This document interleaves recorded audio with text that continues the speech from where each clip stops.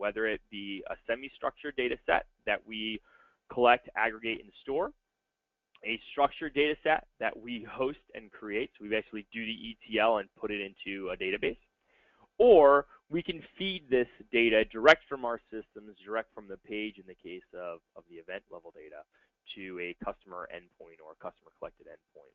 So you're going to hear me talk about, store, DB, and direct, and we're going to talk about event and audience level data. The event delivery formats are as follows. The event direct will actually create a call direct from the page to a non-Tealium server, or customer collection endpoint, or a partner endpoint. The event store solution will actually send the event level data into a Tealium collector. We actually have a back-end system that will let a end user customize what data feeds to store, and we'll store those on Amazon S3 in JSON files. We'll show you that today. And then Event DB goes through the same process of going to the collector and then making its way into the Amazon S3 bucket. But we have a proprietary solution that will actually use the Tealium IQ data structure to create a schema and produce a structured RDBMS ready product in Redshift.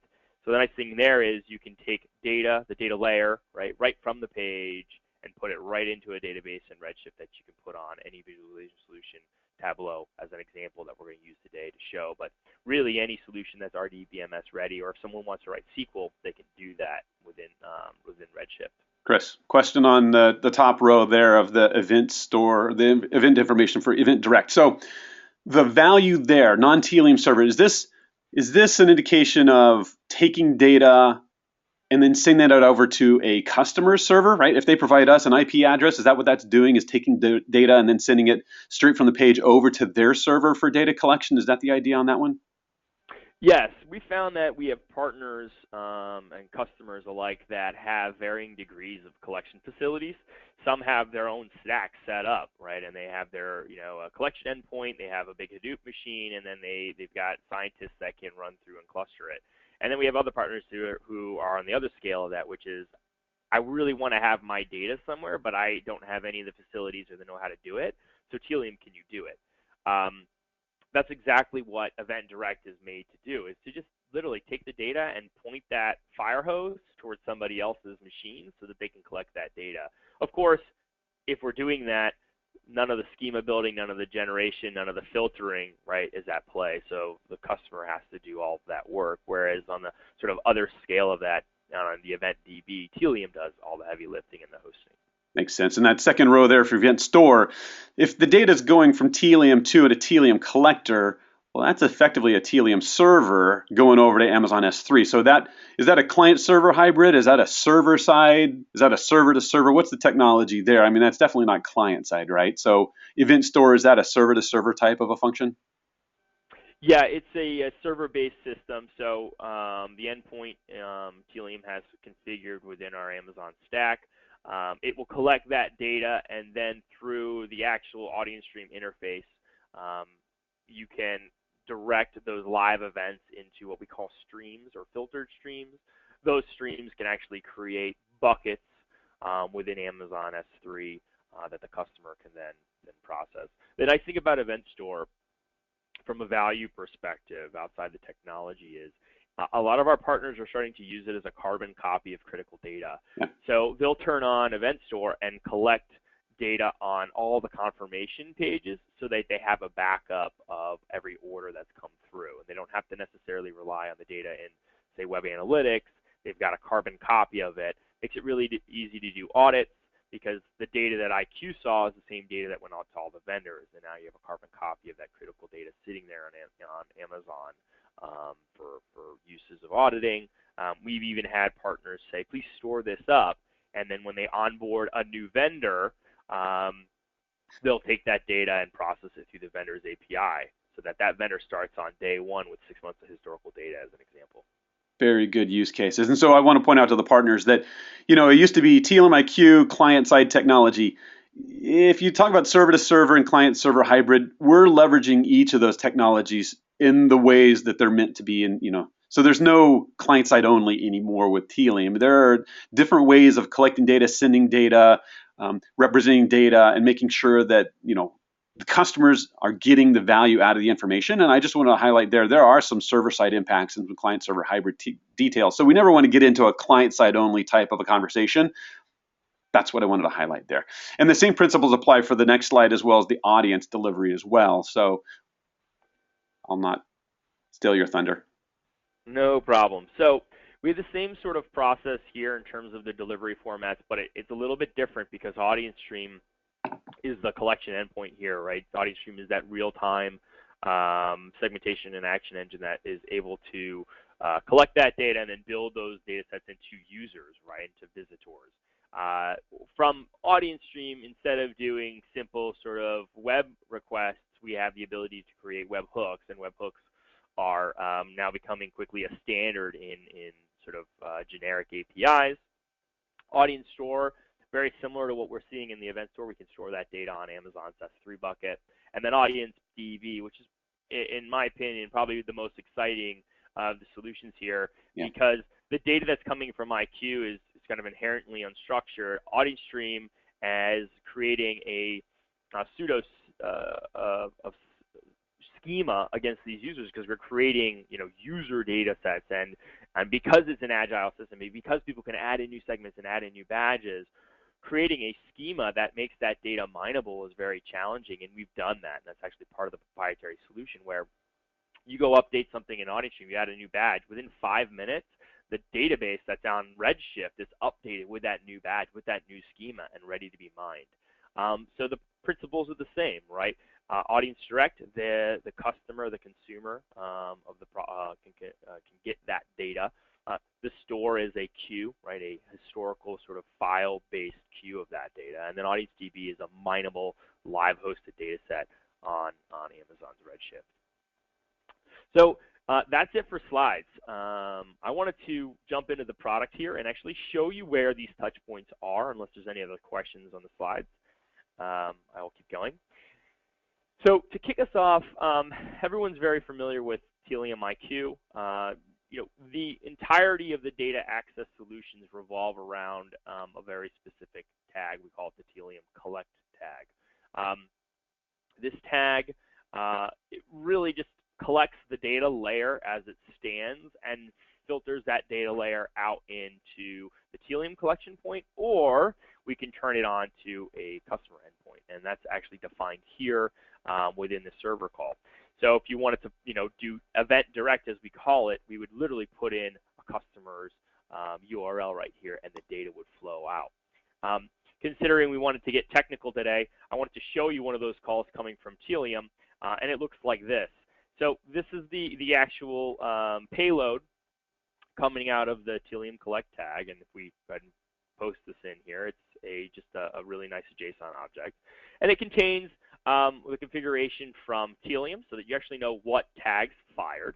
And as we go down in here, we'll start to look and see the data object, the actual data that exists on the page in a clean and easy to read data set, and already prefixed so that you understand the type of the data. So it makes it really easy for our customers to understand, okay, this was metadata, this was a cookie, this was a domain component. If it's a cookie or a first-party cookie, we actually call that out as well.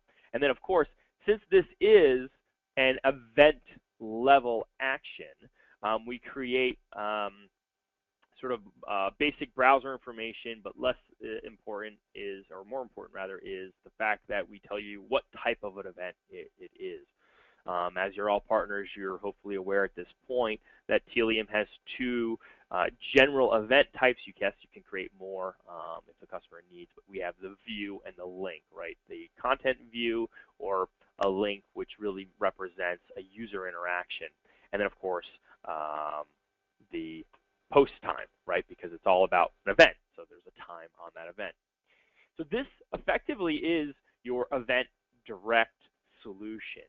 Right from the page, the entire data layer packaged up with some additional components pushed out into the customer's collection point. Now, if Tealium is the collection point, event store, or event DB, you can actually start to monitor and create the live stream events through Audience Stream. Now, you don't need Audience Stream to have Event Store. We just happen to use the Audience Stream interface for this. But within this interface, what you can create are various filtered streams of events. And the way that we can do those is simply by clicking on the Add Stream button here. So I'll click on that. And I can title the live stream. So this might be, in a case, a confirmation page. And I can use any of the data that's actually triggering. This is much like a load rule, right? Where I can say, look at the data that's coming inbound, and because the data is on a particular page, and because it contains confirmation, as my example was earlier, I want to create this stream. And I want to create a store of this, a specific bucket, store on Amazon S3 for the data coming in this particular condition. Now, we've already done that, obviously. We're looking at Tealium data, and you can see it flowing in here right now. We can see the actual calls that were being made. We can understand, where the calls are coming from and what's kind of happening within that data layer. Now, once I've created my streams, I can actually view my streams that are actually sitting out there on Amazon's S3 through the Tealium interface. I can actually get my keys as well, so that if I wanted to give this to my developer, I can give them that access, and they could actually connect to that, programmatically. To make it easy for everybody, I've already downloaded one, and I've got that file right here. And similar to the data that was passed to us earlier on in the direct call, we've done a little bit of processing to clean it up, but generally speaking, it's still a JSON object that contains all of the information regarding the actual request. It's a little bit cleaner because it's gone through our process, and we've added in some metadata on each of these components versus sort of the raw call. But you can see here is the data that would be existing in those files. From a processing perspective, we'll process those files every 15 minutes or when they reach 2 megabytes. So we'll create, an individual file that would contain several requests within it. Hey, Chris. I'll pause there for questions. Yeah. A couple thoughts. Number one, is there a way to zoom in a little bit? You're on a high resolution, and so some of these details are pretty small. And yeah, zooming in helps for people to visualize what you're showing and see the details. We can see in generality. Now, this information, this is all JSON information. I noticed you're using something to view the JSON in a nice little neat pattern. What is that you're using? I'm just using JSON or JavaScript beautifier.org. You could use any text editor or parser just to clean it up. Otherwise, it's going to be us talking about files that look like this, which are a lot more difficult to see how clean the data is. Good point. Yeah, very good. So it's a good little tip and trick there. And then for the event data, right, we've got all the metadata and so forth. So if we have these records, these would be these are in files, right, that are in the JSON JavaScript object notation. And then those get collected. How frequently do those get turned over, right? These files will collect until a certain point. Do they get collected until rotated on an hourly basis, or what's the frequency there? We will queue up calls for up to 15 minutes and then create a single file for that 15-minute increment. Or if the number of calls equals a 2 megabyte file, we will queue it up and put it in. So the idea being you'll get a file that's optimized, right, either by time or by size, so it's easy to maneuver these. What we're looking at here is a single call. Most files will contain multiple calls in them, right, and we'll be adding those calls into the file up to 15 minutes or 2 megabytes to the size of the file. Awesome, thanks. All right. So the last sort of event level data set that I want to discuss is the DB. So we've shown you direct from page what the object looks like out to the customer's endpoint. We've shown you Tealium can collect that data, and we can create streams of that data that will then go into various Amazon S3 buckets based on both time and the size of the files. And we can additionally run that data through a schema builder, right, and take the data that's been created and add it to Amazon's Redshift. So, there's no interface for that because it's a database. I'm going to use Tableau to show you that data, but I wanted to just show you here that actually in the interface, a customer can get the credentials that are necessary to access that database. So I'm going to go ahead and jump over to Tableau. I'm going to bring this up. And I'm going to talk about the event DB connection that I have here. Can you see this, Sean? Is that too small? We could zoom. We could stand to zoom in just a touch more. Yeah, because the text is really small, right? So it's a big white space. But let's see if I can scroll this up here. There's a Command plus to make it larger. Does that help? Not with this. Well, let's. It's pretty good as it is. And people get the idea and they see what it is, and then you can see the event DB in the upper left and some good stuff like that. Yeah, I don't know if I can make that any bigger. Yeah, well, I'll keep going. So yeah, what I'm connected to here is the event database for our demonstration today. To actually add these in is as simple as going into Tableau and putting in the credentials that we were just looking at into the Amazon Redshift connector. This is a driver in Tableau that you can download, but we've already done that to make it easy today. And you're met with two very distinctive tables, and we'll make sure this is center screen so that you can see them. Looks pretty good. The first being the actual event data, and the second being a visit-based table. So if you look closely at the event store, one of the components that we add in is a visitor ID. This is based on the cookie that's added by Tealium, just Tealium tag management. This will enable us to create essentially a visit table, right? So a queue of the visits. And for those of you that are familiar with Tableau, at that point in time, it simply becomes a drag and drop where we can take our count of visitors and our time, and we can start to look at things within the scope of graphical interface. And of course, the underlying data is generated from that event store.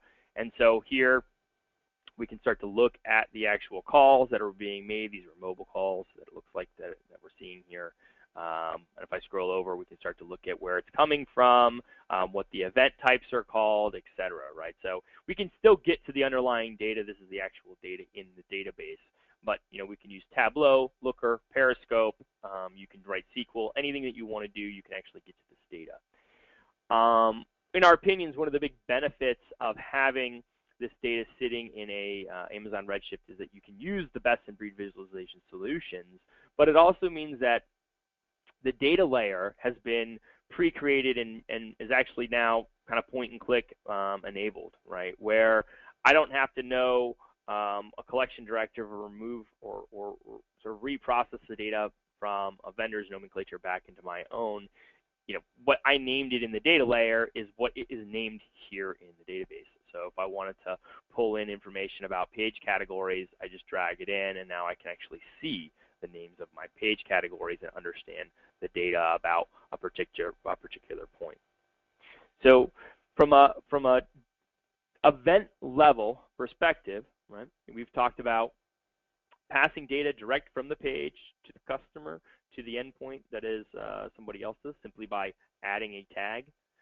We've talked about telling Tealium to collect that endpoint, building up those filters through our live streaming solution.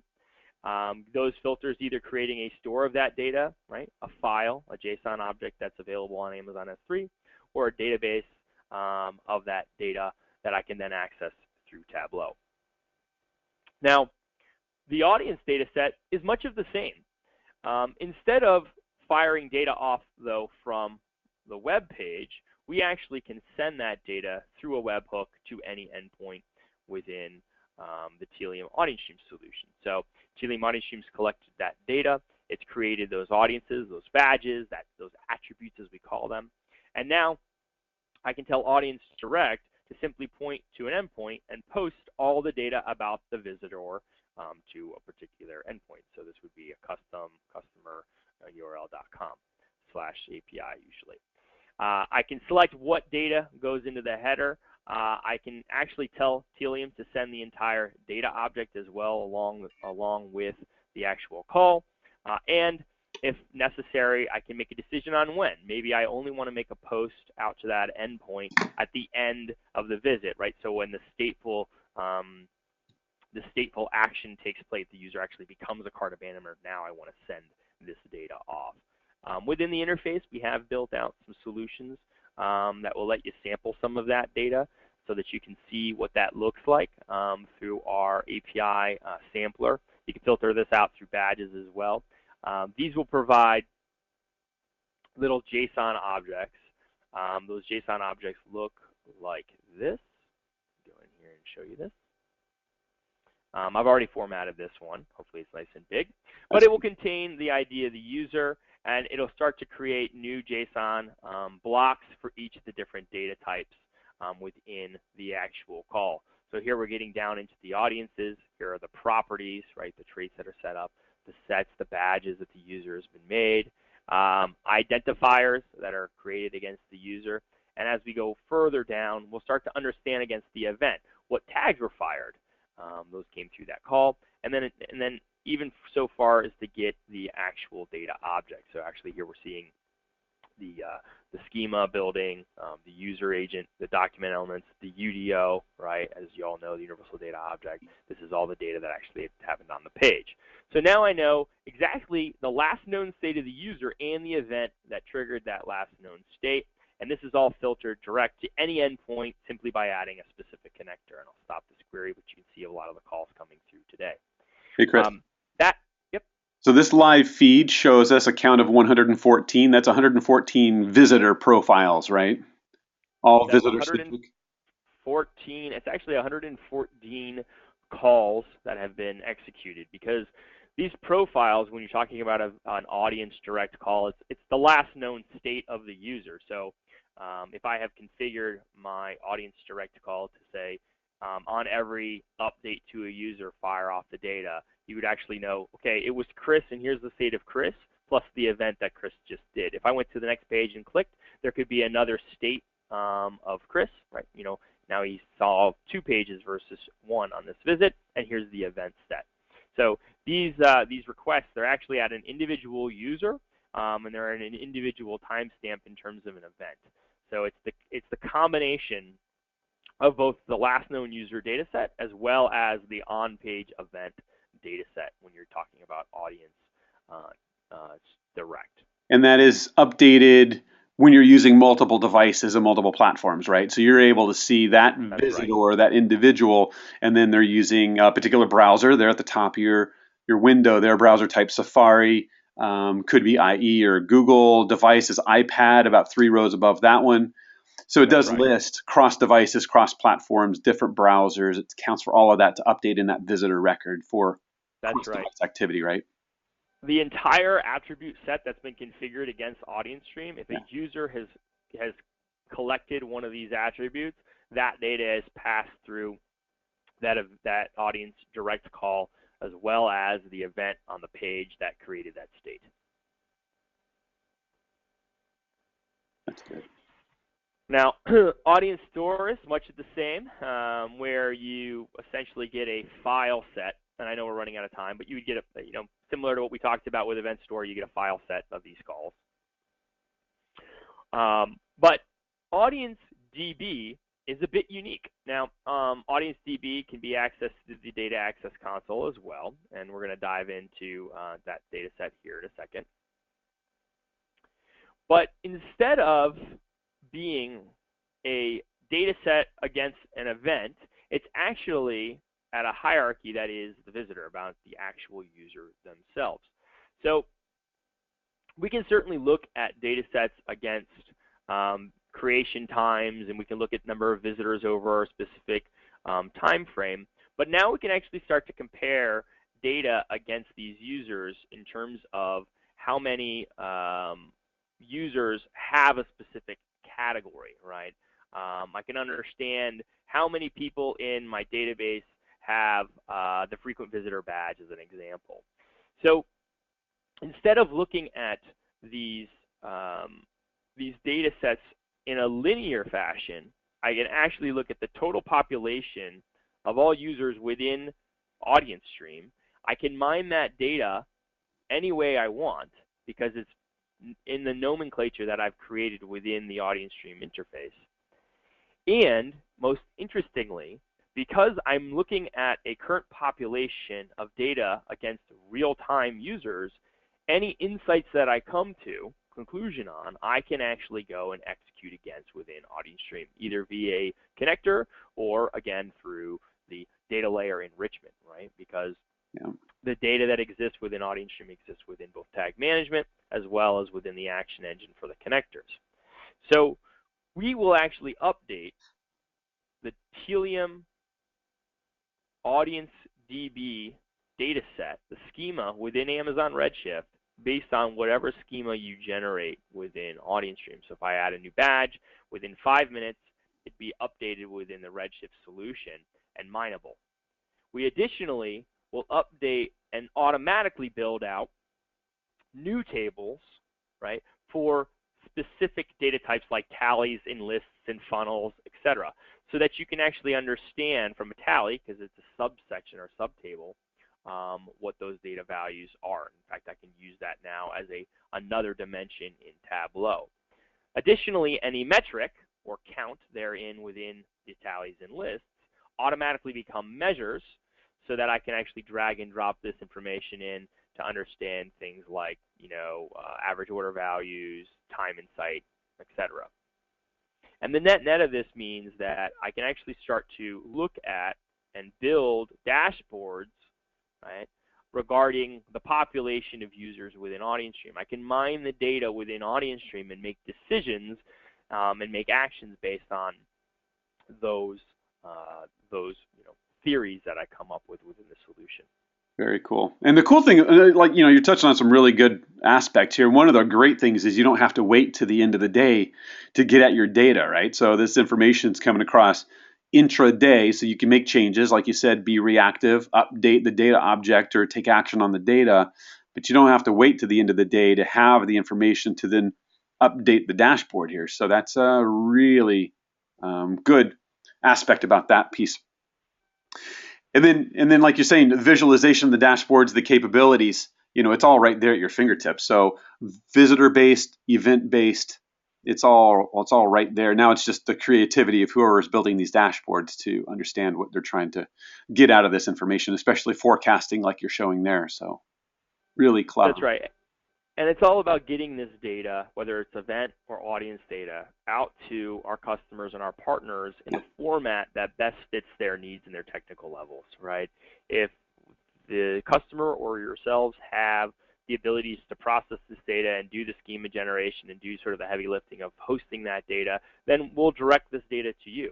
If you want us to queue it up so that you can batch process it, we'll do that through our store solutions. If you want us to do all the heavy lifting and create a plug-and-play hosted solution where you can put any visualization, we're using Tableau today, but you can literally use any visualization solution, we can do that for you on Amazon Redshift. But the key being, the data that's going to the entire ecosystem from an event perspective is now available at your fingertips and your customer's fingertips, and the audience structuring and segmentation, right, that holistic one profile to serve them all, the one sort of unified view of your customer that you're sending to all of the vendors, to the tag management and audience stream ecosystems, can now also be made available in whatever formats necessary for deep analysis and mining. Very cool. Very cool. I think this is granular, like people were wanting to see, right? Getting to the data, getting to the tables, getting the rows, the information, drilling in to figure out who is an individual, what are they doing, that kind of cool stuff. So this is exactly what we wanted to see, Chris. Thank you for doing this. Yeah, welcome any questions.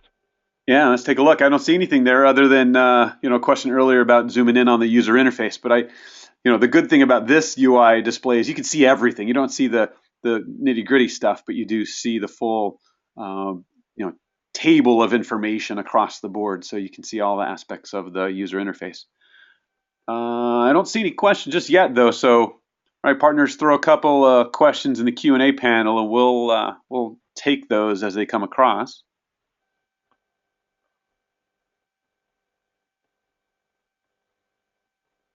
Not seeing anything just yet, Chris. Um,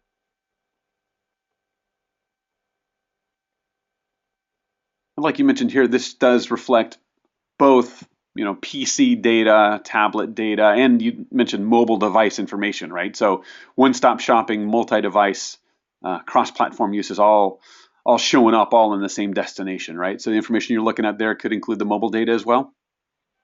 So the event store solution typically would be driven by the profiles, and typically our partners use different profiles for the mobile. So, if you have one Tealium profile that has management across all of your different endpoints, then yes, we could do that. Also, what we would do is we would create buckets, and you would have the ability to have multiple event DBs. So you might have an event DB for mobile, event DB for website. So net on that is it's configurable on however you set up Tealium IQ. Got it. And then for audience stream, if there is data warehouse information, exports from Oracle, for example, or exports from a customer relationship management system, and we load that into omnichannel, and that was Yep. in week 1 where we went through the omnichannel detail. So we've covered that in the past. But if we go up to the omnichannel location and then include information and upload that information that might have occurred offline, visitor centric, right? Visitor centric, right? Partners for understanding it's all about the visitor and who that visitor is to augment their record with, truing up the data that might have occurred offline. But the omni-channel data, Chris, that's also included in here as well. So if we were to look in Tableau, would that include not just the data object detail, but does that include omni-channel upload info? It does. It does with one caveat. So those are essentially for Tealium purposes. Anything you upload into omnichannel, as I make an enrichment here, is just another visitor attribute, right? So it's Yeah. treated like no other attribute, or just like every other attribute that's within this visitor list here.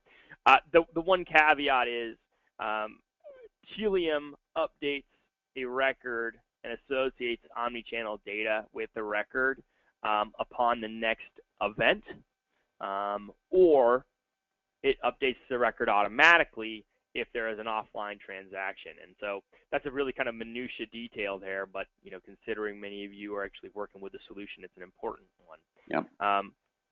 If you have a connector that is scoped to take an action, I'm just going to pick on Marketo here.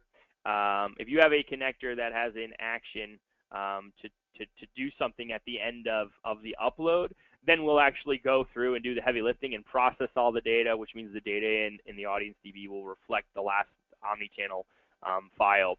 If the omnichannel data isn't really relevant and there's no action to be taken in order to reduce the number of events on our customers, what we do is we wait until that user clicks on the next page or is identified in audience stream, and then we automatically update the user's data set. So it's kind of a minor thing on the back end. It's a minutia point. But the net there is you can, yes, get your omnichannel data. You can put it in an audience stream, and yes, it will show up in Audience DB. Ah, spectacular. Yeah, that's like you said, that's not often used, but very, very valuable point there. That is good. We have one question that came across, Chris, just probably an opinion-based type of an answer.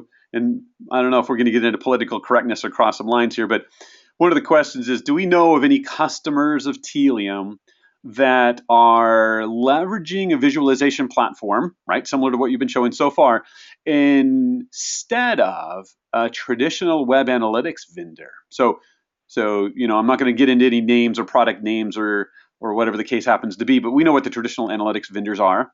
Do you know of anybody that's using this visualization type of a method instead of a traditional web analytics technology? I don't think it's ever going to be an instead. Yeah. I think that we're finding that there are some partners that are deciding to use maybe less robust web analytics solutions, Yeah. because in the past they've sort of forced some of these web analytics solutions to do a level of granularity that they weren't really intended or designed for. Good point. And so, yeah, I don't think that, and we definitely don't advocate not using one. We really think that every vendor in the stack is got a value. I mean, Yeah. and one of the big values that web analytics brings is it tells you things that you should at minimum be looking at, right? And it provides graphic interfaces and reporting systems and scheduling systems, and it helps people maybe who are more junior on the job get up to speed on what data they need, right, or need to be paying attention to. So there's a lot of value that web analytics brings. We are finding that some partners who have traditionally used web analytics for their deep analysis are shifting to these types of solutions and visualization platforms for that deep analysis, and then sort of downgrading their web analytics to more basic ones for that sort of basic level of understanding and monitoring. So yeah, I don't think we would say that there's anyone doing sort of full replacement, but I definitely think there's a lot of people who are adjusting just the way that they manage and look at their data and where and what solutions they use for different levels of mining. Yeah, it makes perfect sense. Yeah. And I've seen something in the past where, those traditional web analytics systems are also cookie-based analytics, right? So they're so centered on performing analysis against a cookie. Well, we know cookies are not people. So the thing that Tealium's bringing to the table is a visitor-centric type of analysis where the web analytics tools bring a cookie-centric analysis to the table. So, there's differences, and I agree with you. It's not a replacement type of a strategy, but more of a complementary strategy. You get to do a bit more visitor-centric analysis with this type of capability, whereas the traditional analytics, there's still an important need there. And also, just foundationally, there's so many people that have learned and spent so much time in the last 12, 15 years for those analytics tools that there's a value there because people know how to use those as well. So, yeah, I would say the one benefit that these new solutions bring to the table is they don't have what I call the collection directive, which is really just a fancy way of saying I don't have to think about a report that I want to see in 6 months and then make sure that I set up my tag correctly. That kind of goes out the window because you're just getting all the data that was on the page put in a way that you can look at it. So you can look and slice and dice it however you want after the fact. And with a little bit of skill, that event level data set does provide first-party cookies and visit and session IDs, so you can do that level of sessionization and get to a similar level of data set. But it takes skill, it takes knowledge, right, and it takes experience to do those sorts of things. And I don't think that's necessarily easy to do, which is why we're seeing more of a complementary path than a replacement path. Yeah, very good. All right, well we're about there towards the end of the session, so I wanted to see. We got a thanks from the person that asked that question about the web analytics replacement versus complement. So good, and so we're about to wrap up the session here. Any last questions? I'll do a last call for questions here, and in that we'll probably switch back over to the deck, kind of start wrapping up. One of the key takeaways from this that I want to highlight is, the different means or the different methods of data, right? So we've got event level data and audience level data, right? So that's one key takeaway. And then if you break it into what Chris was showing as far as the matrix, it can be JSON files, right? But it also can be in a database format. So we've got file-based and database format of event level data and visitor level data. So that breaks into 4 different ways, a 2x2. And then there's the direct method as well, that if you want data instead of be sent over to a Redshift database or to Amazon Web Services bucket, we could just send that data straight over to an FTP location or IP address of a customer or partner destination, provided you guys are geared to receive that data and do something with that and store that information in a timely fashion. What other takeaways do we have, Chris? What are the important things for the data access for our partners to know? Any other thoughts there? No, I think ultimately Tealium as an organization, as many of you know, we really want to reduce the friction in the space as a whole, and we really do believe in first-party data and first-party data ownership. And so, our goal is to make sure that our customers and our partners alike get the data that's relevant to their business in a format and in a way that makes sense to them, right? That's what data access is all about. It's about openness and transparency of the data. It's data your way, and we as we kind of develop the organization, we will continue to build more features and more functionality around these various delivery methods. In the not too distant future, we will be providing more plugins as we built out with Splunk, where you can actually use the Splunk connector and you can push the data right into Splunk, and then we have a Splunk plugin that will actually help to do the schema generation for you. We have plans on building out Tableau templates. We're working with other partners, MicroStrategies, Teradata, and amongst others, just to make it very easy and plug and play with these enterprise data warehouses and visualization solutions, just like we have with the content management e-commerce systems upstream. Very good. Very good. And I'm looking, there aren't any more questions there. Spectacular, Chris. Thank you very much for your time. It's always good to hear the latest detail and the latest happenings with this particular facet of Tealium. So thank you very much, Chris. Really appreciate your participation. And I want to thank our partners as well for taking part in today's webinar as well. This is the number 4 summer webinar series. I look forward to having everybody join us next week for number 5 of the 7-part series. And we'll go into a deep dive of the key capabilities of the data layer. And, again, as Chris was talking about here, when we have information that goes over to Tableau, as information goes into different visualization locations, those tables are built out. Well, there's information and structure that's required, and we want you partners to understand the strategy, build the strategy, provide the strategy, so that way when we add tag management and build out the data object, you guys are doing that, right? So we want that understanding, and so we'll bring on our very own Armando Rosario, subject matter expert in the data object, data layer detail. And so we'll bring him on next week and look forward to having you guys join us then. So in signing off, again, I want to thank you, Chris, very, very much for participating today. Thanks, Chris. And that'll be a wrap. So thank you, partners, and looking forward to seeing you guys next week.